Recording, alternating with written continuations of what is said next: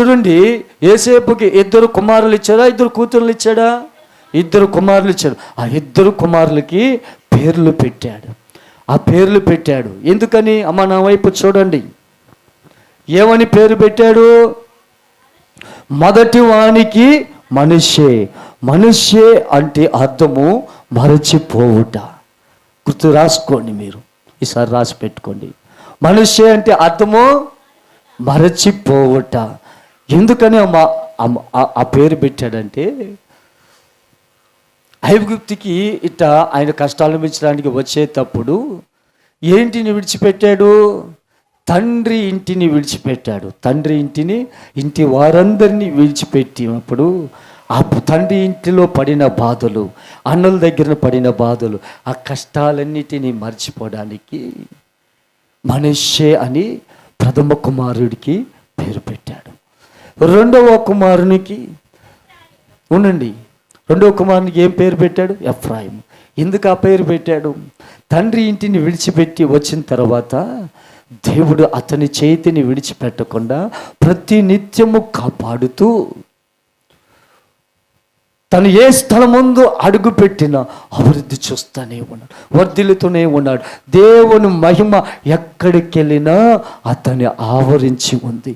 తన్ని విడిచిపెట్టడంలా ఏ కుటుంబానికి వెళ్ళినా తనతోటి దేవుని కృప వస్తుంది, తనతోటి దేవుని మహిమ వస్తుంది, తనతోటి దేవుని సన్నిధి వస్తుంది. పరాయి దేశంలో ఎన్ని బాధలు కలిగినా, తన ప్రాణం మీదకు వచ్చిన ఎన్ని శ్రమలు కలిగినా, ఎన్ని ఉపద్రవములు వచ్చినా, అమ్మా అయ్యలారా మీ తర్వాత రాసుకుందరు వినండి, ఎన్ని వచ్చినా ఏమండి విడిచిపెట్టలా. ఆ బాధలన్నిటిని, తనకు కలిగిన శ్రమల బాధలన్నిటిని గుర్తు చేసుకొని ఎక్కడ కూర్చుని ఆయన అడుగుచుంటే మనుషులు చెప్తున్నాడా? దేవుడు చెప్తున్నాడు, మోకరించి మోకాళ్ళ మీద నిలువు మోకాలేసి ప్రార్థన చేస్తూ దేవుని సన్నిధిలో అడుగుచు ప్రార్థన చేస్తూ మొదటి వానికి మనుష్యాన్ని పేరు పెట్టాడు. తండ్రి ఆ సమస్యల బాధలు మర్చిపోయి తన వ్యక్తిగత జీవితంలో పడిన బాధలు, దిగో ప్రయాసలో, యొక్క పోరాటంలో, తండ్రి ఇంటిని ఇడిచిపెట్టి వచ్చినప్పుడు వ్యక్తిగత సమస్యలు, వ్యక్తిగత పోరాటాల్లో జయమిచ్చిన దేవుని మర్చిపోక ఆ బాధలన్నిటిని గుర్తు చేసుకొని తను చేయని తప్పుకు శిక్షను భరించాడు, అవమానాలు భరించాడు, స్త్రీ వ్యామోహాన్ని జయించాడు, ప్రతి సమస్యను జయించాడు. అన్ని విషయాల్లో తప్పించిన దేవుని ఆ జ్ఞాపకాలని మర్చిపోక గుర్తు చేసిన బాధలు గుర్తు చేసుకొని రెండో వానికి ఏం పేరు పెట్టాడు? ఎఫ్రాయిము. ఎఫ్రాయిము అంటే అర్థము అభివృద్ధి ఫలము. ఏ ఫలము ఇది? అభివృద్ధి లేక ఫలము. ఎఫ్రాయిము అంటే అభివృద్ధి లేక ఫలము. ఈ దేశమందు దేవుడు నన్ను పరాయి దేశమందు అభివృద్ధి చెందించాడు, నాకు ఫలాన్ని ఇచ్చాడు. ఆ మర్చిపోక మనుష్యే ఎఫ్రాయిము. చివరిగా ఏం కన్నాడండి యోసేపు? గర్భఫలము. 2 వ్యక్తులను సంపాదించుకున్నాడు. హల్లెలూయా. అలాగే బైబిల్లో మొట్టమొదటగా ఒక స్త్రీ గర్భఫలాన్ని సంపాదించుకుంది.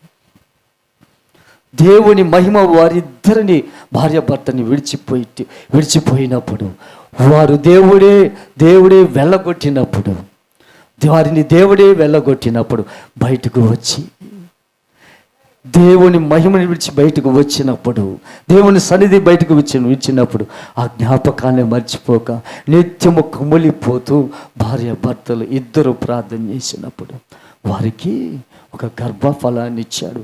అదే ఆదికాండము 4వ అధ్యాయము 1వ వచనం చదవండి. ఇప్పటికీ నేను ఏం చెప్పాను మీకు అర్థమైపోవాలి. తీయండి బైబుల్ కబకబ. ఆదాము తన భార్య అయిన అవ్వను కూడినప్పుడు ఆమె గర్భవతి అయి కయీనుని కని, యెహోవా దయ వలన నేను కుమారుని సంపాదించుకున్నానని చెప్పాను. చాలు. చూడండి ఏ పరిస్థితిలో ఉంటే ఆమె కుమారుని కన్నది. అంతకుముందు ఏతేను తోటలో ఉన్నప్పుడు దేవుని మహిమ వారితో ఉండింది. ఏతేను తోటను విడిచిపెట్టి వచ్చినప్పుడు వారితో ఉందా? కానీ దేవుని సన్నిధి ఉంది. లేదని మనం ఎలా చెప్పగలం? దేవుడు ఏం చెప్పాడు చివరిగా? మిమ్మల్ని నేను విడిచిపెట్టను. దేవుడే వారికి వస్త్రాలను కుట్టించి దేవుడే పంపించాడు. అనగా వారితో ఎవరిని పంపాడు తెలుసా? హల్లెలూయా! ఆయన కృపను పంపాడు. ఆయన కుమారుని వెంట పంపాడు. ఆయన సన్నిధి ప్రభావాన్ని పంపాడు. నా బిడ్డలు లోకంలో పడిపోతారేమో, వారిలో నుంచి నెక్స్ట్ జనరేషన్ని బయటికి తీయాలి కదా. వారి పాపదోషంలో కడగబడాలంటే చూడండి, ఆ తల్లి బయటకు వచ్చినప్పుడు నా తండ్రి సన్నిధిని విడిచిపెట్టాడని జ్ఞాపకం చేసుకుంటూ ఇద్దరు కుమిలిపోయారండి. అక్కడ ఉన్నప్పుడు మాకు ఆ విలువ తెలియలేదు. సంఘంలో ఉన్నప్పుడు విలువ తెలియలేదు.